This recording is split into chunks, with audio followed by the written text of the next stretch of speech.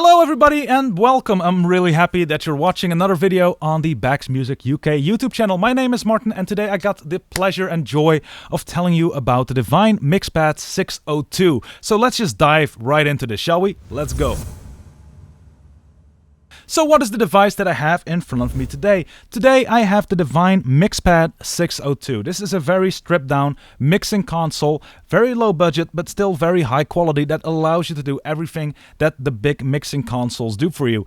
But this is entry level stuff, so I'm gonna explain everything on this unit. So, you know, all the buttons might seem a little confusing. They're not, and I'm going to show you how to use them. So that's my goal for this video. More of a spec overview, more of a like how to use. So let's just dive straight into it. So what I'm going to do is I'm going to explain everything on this mixer, every output, every input, and I'm going to take my time in showing you how things work. That's why I also brought an external effect so I can also show you this. All in all, we're going to take it slow and we're just going to go through the buttons and the connections, starting with the microphone that I got connected to the MixPad right now, which is a Devine M Mic Pro, which is connected through an XLR cable, which you see plugged in right here. You have the choice on the first two channels to plug in either an XLR cable for a microphone most of the time, and you have the option to either, instead of the XLR, to put in a line, which are usually sent in through a jack cable like this. If you just go for a 6.3mm jack cable, so not the small one, you can plug this in as well for a line level signal. I'm not going to go into the details of it, but a line level signal is something that comes out of a powered musical instrument or source. So let's say you got a piano, that will usually send out the sound as a line level. So you can also plug that in right here. And below that we got a little button that we can use to dial in the volume of channel 1, and we got the same for channel 2. So if you want more volume on the microphone, I'll just up the volume on the microphone like this, or if you want to lower it, you'll lower it. And just the one thing that you got to keep in mind is that your audio doesn't start distorting on you, and how you monitor that is something that I'll come to in just a second. But this, in a simplified way of saying it, controls the volume of your microphone. So below this we have a sea of dials, and this, when I was starting out, looked really intimidating to me. Like, how am I gonna know which button does which, and how am I gonna use everything? And the simple way of thinking about it is to eliminate most of the desk here and just look at everything that is beneath this microphone input. We got 3 dials controlling the equalization, and equalization is, in simplified terms again, boosting or subtracting from certain frequencies in your sound. So you can boost your high frequencies, your mid frequencies, and your low frequencies. And the best way to figure out how this works is to just start turning the dial and see what it sounds like. What you want to do with an equalization is accentuate the parts that you might be missing or might have too much of in somebody's voice or inside of an instrument. I dialed in my EQ with a little bit extra highs and a little bit extra lows while leaving the middle where it is. And if that's going too fast for you, I'm just going to start at the top. We got the high frequencies right here, and if I add more high frequencies, it'll sound nice at the beginning, but eventually you'll notice that my voice will become harsh and sharp, and it'll accentuate the things that you don't really want to hear, like mouth noises or sibilance, which is the S sound, which is greatly accentuated by boosting the high frequencies. You can also cut the high frequencies, and that will make the sound a little bit muffled. It sounds like I'm underwater right now. So what you need to do is, between the sharpness and between the being underwater characteristic of the sound, find something that is pleasing to your ear. And the best way to do that is through some high quality headphones, or if you got studio monitors set up, use those. But be careful putting studio monitors and a microphone in the same room while listening to them. You can get feedback. But without going into too many details, let's have a listen to the middle frequencies. And the way I like to listen for it, it is the nasally characteristic of the sound. So I'm going to boost the middle frequencies a little bit until my voice becomes very nasally. And this is something that I don't like. It also becomes a little bit harsh, so that is something that I don't like. But if we take too much out, then we'll sound thin. We don't have a lot of mid-range where most of the vocal frequencies do live. We got a lot of bass, we got a lot of top end, we got nothing in the middle, so it'll make you sound thin. So between the nasally sound and the thin sound, we got to find a balance in that to make my voice sound as good as it can be, or the voice that you're EQing at that time. For me, I'm kind of happy having it right in the middle, and that's where I'm going to leave it. Finally, we got the bass frequencies, and this is where if you add too much, it will become muddy, and if it becomes too little, it becomes a different kind of thin. Best way to describe it is to demonstrate it.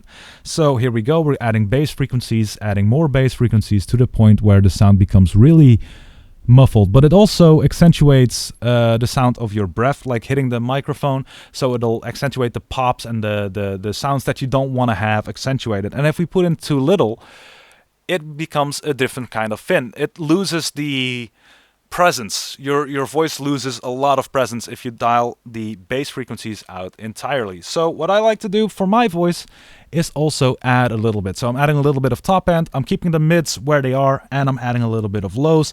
And that in a nutshell is how I EQ my voice if I have a mixer in front of me for all the videos that I do, because I like the way I sound through a microphone. And if I don't like the way that I sound, I get self-conscious about my voice, and I'll start messing up. And that's the same if you're doing an equalization for somebody who's performing or speaking. So learning to equalize is something that takes a little bit of ear training, a little bit of practice, but once you get it down, it helps somebody a great deal in presenting or singing or doing anything of the sorts. What also helps for a singer is adding some effect, especially some reverb, and that's what this button does right here. We got an external effect hooked up because this one doesn't have internal effects, but we can send it to external effects like this guitar effect pedal, which is the Hall of Fame 2 reverb pedal by TC Electronic. And I've got it set up in such a way that we're sending the signal through the pedal and it's coming in back to our mix, where I can dial in the amount of reverb that I want for my sound.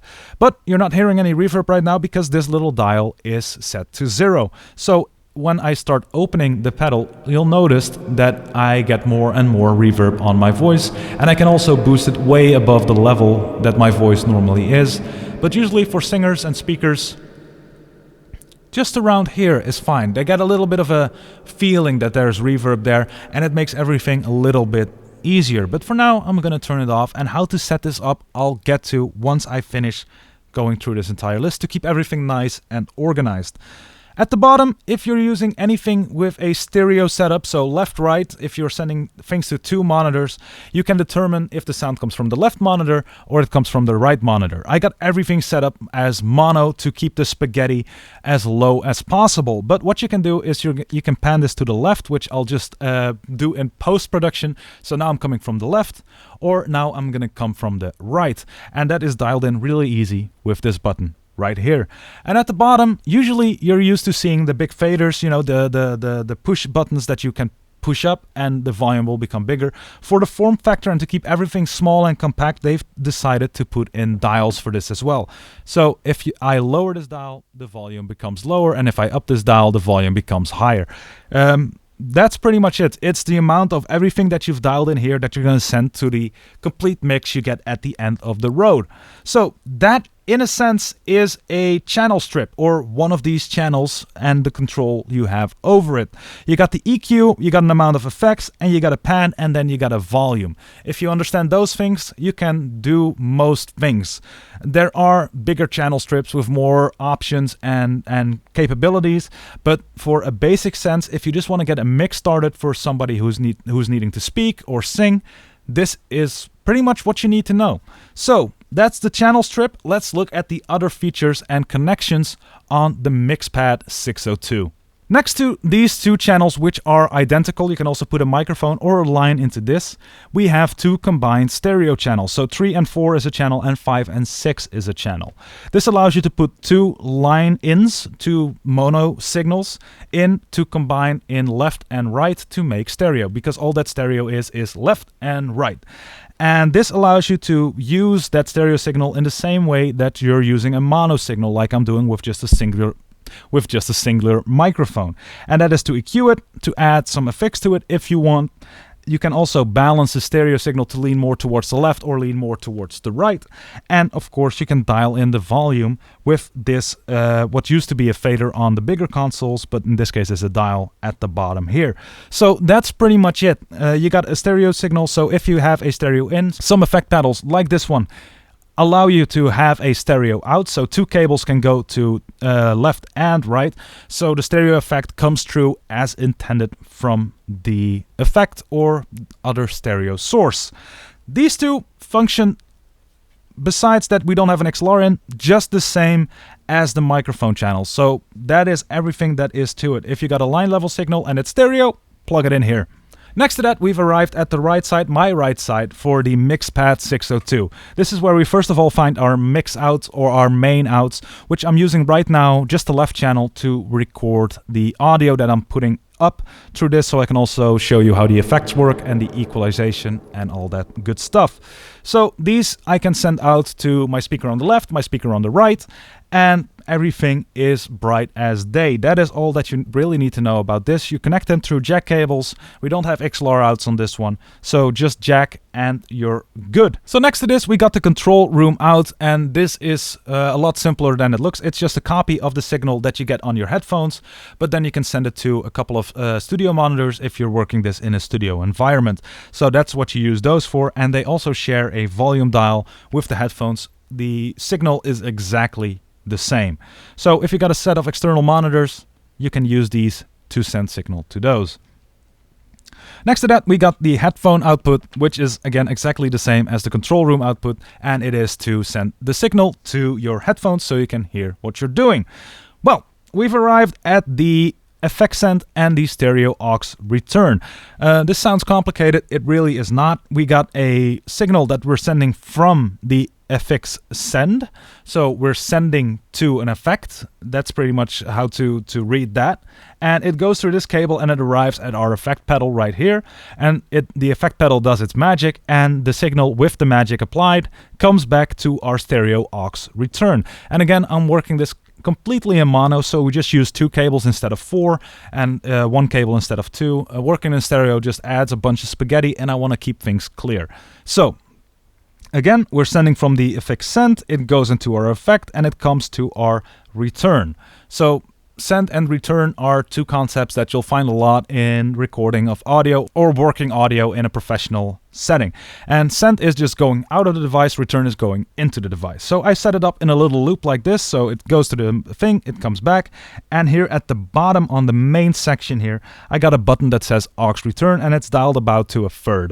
And what I can do is just open this all the way, and then I can control the global amount of effect that is on there, because every single channel has an affix dial that you can dial to whatever you want the amount of affix to be. So let's say I want a lot of my voice and I want a little on the piano, etc., etc. This is the global amount of effect that you're applying to your entire mix, and you send and return it through these connections right here. Right below that, we find a little bit of a relic from the past, the CD/tape. If you're still using a tape recorder or something with a compact disc or a CD inside, you can use these 2 channels right here to send and receive channels from that, so you can record it on a tape machine, or you can send stuff from a tape machine or a CD into this using RCA connectors, and those are the white and red connectors that you all familiar with. We can choose to send this to our control room, so the CD we can send to our control room or to our mix, and depending on what you need, you can either select one or the other or both. I'm not going to delve too deep into this because it's not a lot of people will record on or play back on CD or tape. Below this, we got the things that are important to me as a person who records audio. And first of all, we got the LED indicator, the LED indicator at the bottom right. And this shows you the level of input. It doesn't have a lot of LEDs, but one thing to keep in mind is that if you're hitting the red, you are dead. Your audio will distort and it will not sound nice. So keeping it below the red is kind of the goal, and from there you can figure out how to make it better and better and better by placing the microphone better or using different techniques. But as long as you're not hitting the red, you're recording good audio. Also make sure that the green lights light up at least, and perfectly. You just want to just maybe touch the orange just every now and then. That is a very, very general rule, and don't pin me down on it. But if you're starting out and you're trying to learn, don't let it hit the red, but do see the signal coming in. That's about the Goldilocks zone that you want to be at. Next to that, we have, of course, the phones/control room out. That is the shared output level of the control room and your headphones. And below that we have a button that's called Phantom, and it's not gonna summon spirits, but it is gonna phantom power your microphones. Microphones like the M Mic Pro are condenser microphones, and they need phantom power to operate. If I deactivate this button, my signal will go away. It's also indicated by a plus 48 volt little icon here with a red LED that tells you that the phantom power is on, allowing me to use microphones like this one. Well, at the bottom I have 2 more dials which we can use to dial in certain parameters which are very important to our main mix. We got our aux return again to activate the amount of effect that we're getting back through our stereo aux return, and next to that we got the general volume of our main mix. So if I turn this down, my voice will become really soft, and if I turn this up, it will become really loud. And what most people do, what I do, is leave this at unity, and unity is a different term for 0 dB. And for dials like this, that is right in the middle. Anything above that is you're boosting the signal, everything below that is that you're lowering the signal. Usually people set their mix with these 4 channel strips or more channel strips if you have more, and then make it so that it sounds good with this on 0. But if you're in a pinch and you just need a little bit extra, you can boost this or you can cut this depending on your needs. Well, that wraps up the Devine MixPad 602. I really hope that my explanation kind of helped you understand how a channel strip works, so one of these lines below an input, and how to maybe use it at a wedding or a party, or if you're a singer-songwriter, you can just dial in your sound and send it out to the speakers that you've got set up so everybody can have a good time. If you like this video, please do give us a thumbs up, and more information about this product is in the description below. If you have any questions, comments, or suggestions, that's where the comment section below this video also comes in. I really hope that you enjoyed this video once again, and if you want to see more of these, you can subscribe to the Bax Music UK YouTube channel. My name is Martin, and I'd love to see you again on the next one. Bye bye.